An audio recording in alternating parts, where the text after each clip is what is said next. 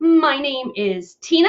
I am an early childhood coach and consultant and owner of Inspired Minds. I made up this song when I worked with the toddlers, and I didn't know how else to get 4 groups of toddlers engaged and lining up to go outside.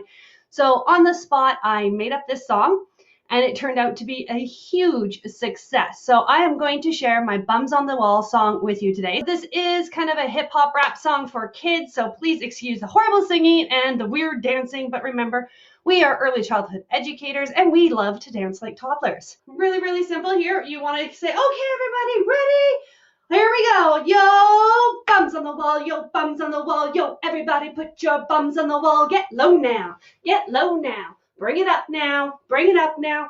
Put your hands on the wall, put your hands on the wall. Yo, everybody put your hands on the wall. Get low now, get low now.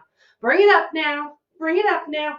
Put your elbow on the wall, put your elbow on the wall. Yo, everybody put your elbow on the wall. Get low now, get low now. Bring it up now, bring it up.